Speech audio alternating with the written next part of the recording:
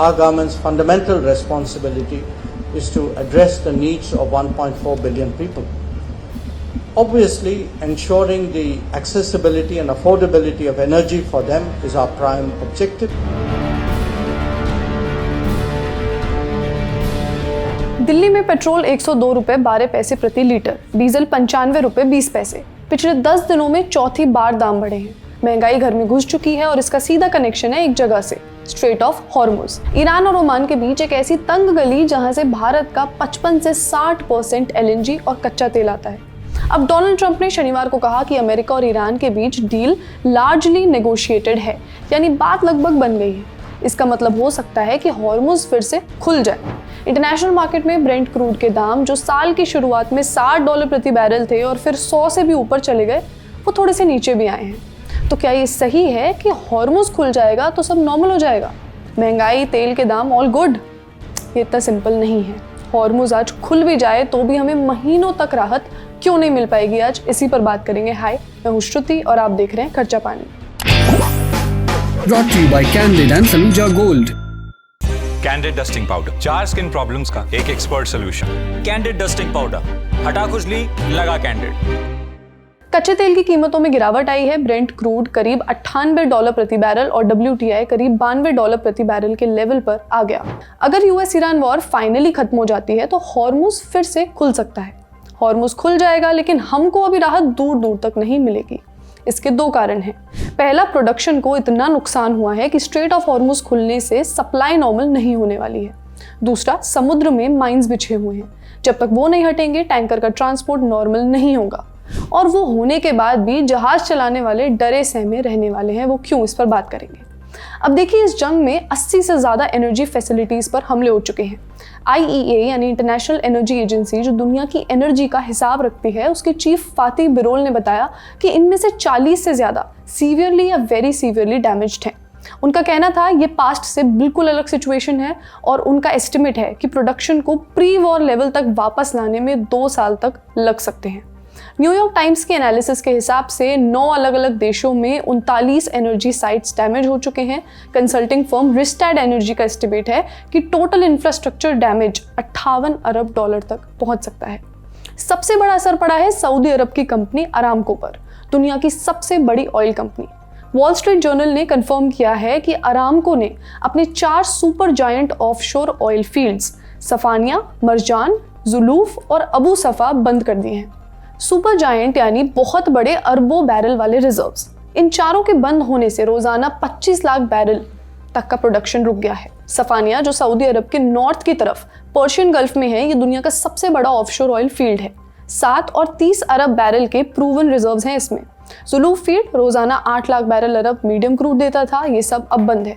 Aramco के CEO Nasir ने खुद कहा कि ये the largest energy supply disruption the world has ever experienced है। सिर्फ सऊदी अरब की बात नहीं है। कतर के रास लफान फैसिलिटी पर, जो दुनिया के सबसे बड़े LNG एक्सपोर्ट हब्स में से एक है, LNG यानी लिक्विफाइड नेचुरल गैस, जो टैंकर्स में भरकर दुनिया भर में भेजी जाती है, उसमें ईरान के मिसाइल स्ट्राइक हुई।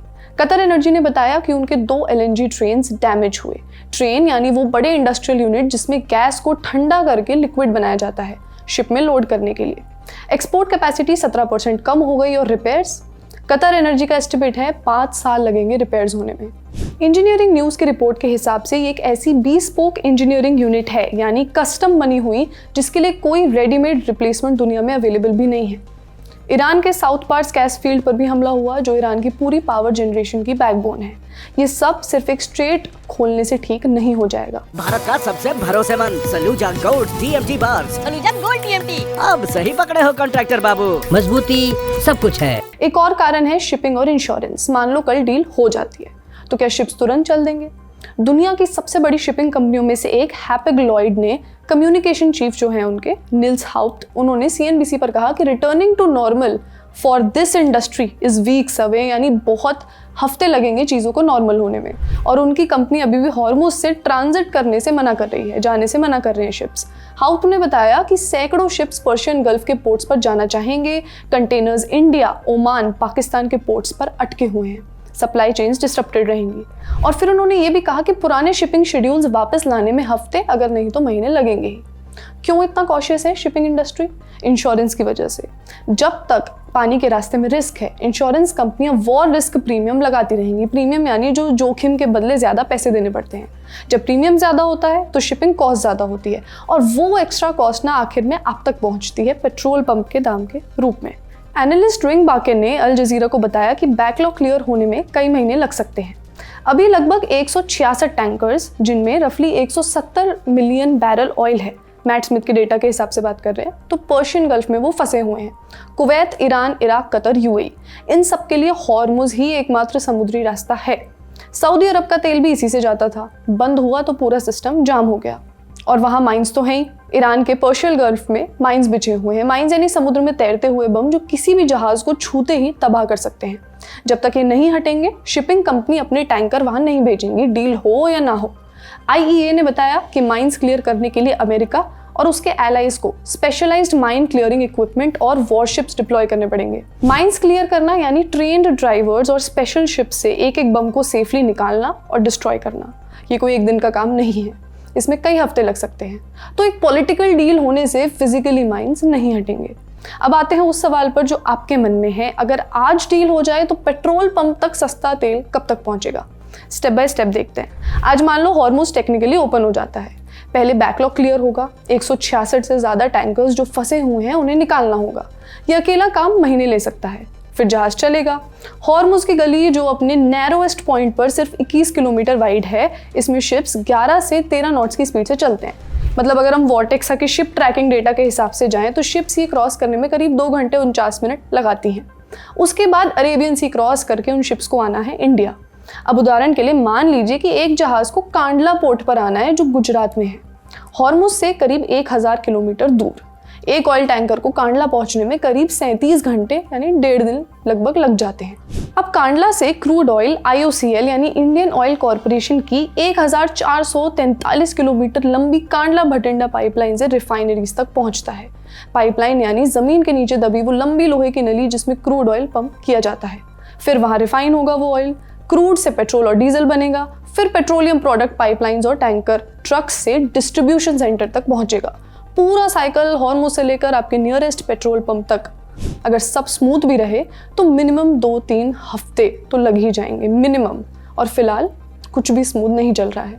तो नॉर्मल सी कब आएगी? सऊदी की बड़ी कंपनी एडनॉक के CEO सुल्तान अल जाबेर ने कहा कि हॉर्मुज का ट्रैफिक अपने प्री वॉर लेवल के 80% तक आने में कम से कम 4 महीने लगेंगे, और पूरी रिकवरी 2027 से पहले मुश्किल है।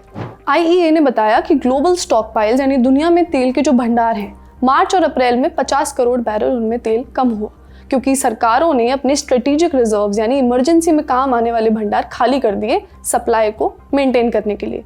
इनको भी रीबिल्ड होने में समय लगेगा। वॉल स्ट्रीट जर्नल की रिपोर्ट के हिसाब से ऑयल प्राइसेस तब तक ऊंचे रहेंगे जब तक सप्लाई डिमांड बैलेंस ठीक से नहीं होता, और ये शायद 2027 से पहले नहीं हो पाएगा।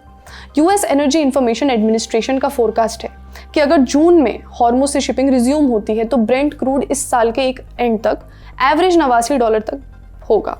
अभी $103 है, आज कुछ 90 के पास भी पहुंचा है, यानी राहत आएगी पर धीरे धीरे। आइए एक्सपर्ट से समझते हैं कि क्या दिक्कतें आ सकती हैं और उनका सोल्यूशन क्या होगा। एनालिसिस के मुताबिक जो कि यहाँ पे मिडिल ईस्ट कंट्रीज नहीं दिया है, 2027 तक यहाँ पे पूरा लग सकता है पूरी तरीके से जो ऑयल का प्रोडक्शन है वो वापस लाने में। जैसे कि मैं एक एग्जांपल यहाँ पे बताना चाह रही हूँ कि कोई भी अगर मैन्युफैक्चरिंग प्लांट्स जो है वो बंद हो जाते हैं तो उसकी जो इंजीनियरिंग्स होती हैं, फिर वहाँ पे हाइड्रोलिक फ्रैक्चरिंग होती है, ये 60 से 120 डेज का टाइम लेता है। दूसरी चीज यहाँ पे है कि इंश्योरेंस कंपनीज जिस तरीके से यहाँ पे हुतीज हैं या बाकी ग्रुप्स यहाँ पे हैं, वो एक सेफ गार्ड फीलिंग नहीं है, तो इंश्योरेंस कंपनीज अपनी जो प्रीमियम्स है उसको बहुत ज्यादा जल्दी यहाँ पे कम नहीं करेंगी। वो पहले देखेंगी, सोचेंगी, समझेंगी, परखेंगी, तब जाके ये इंश्योरेंस प्रीमियम आपको यहाँ पे कम होता हुआ नजर आएगा। अब यहाँ पे क्रूड ऑयल मिडिल ईस्ट से तो यहाँ पे इतनी जल्दी वापस नहीं आ सकता है। कहाँ से वापस आ सकता है अगर हॉर्मुज खुलता है? तो वो है ओपेक प्लस की जो स्पेयर कैपेसिटी है, क्योंकि स्पेयर कैपेसिटी काफी ज्यादा बढ़िया है। तो जहां नहीं हमला हुआ है और जो उनकी स्पेयर कैपेसिटी है वो यहाँ पे सेफ गार्ड करके, कुशन अप करके ऑयल मार्केट को चल सकता है। तो पूरी कहानी का क्या निकला? हॉर्मुज खोलना एक पॉलिटिकल काम है, एक दिन में हो सकता है, पर तेल की सप्लाई रिस्टोर करना एक इंडस्ट्रियल काम है। शिप्स का बैकलॉग क्लियर करना, माइंस हटाना, इंश्योरेंस का कॉन्फिडेंट होना, दुनिया के तेल के भंडार रीबिल्ड करना जो 50 करोड़ बैरल खाली हो चुके हैं, ये सब एक दिन में नहीं हो सकता। तो जो आर्थिक संकट देश पर मंडरा रहा है वो थोड़ा रुक कर ही जाएगा, ऐसा एक्सपर्ट्स का कहना है। जयशंकर ने रूबियो से कहा कि इंडिया अपना तेल वहीं से खरीदेगा जहां सस्ता मिलेगा, लेकिन सस्ता कब मिलेगा? तब तक नहीं जब तक ये पूरा सिस्टम वापस नॉर्मल नहीं हो जाता। तब तक आप पंप पर 102 रुपए वाली रियलिटी देख ही सकते हैं।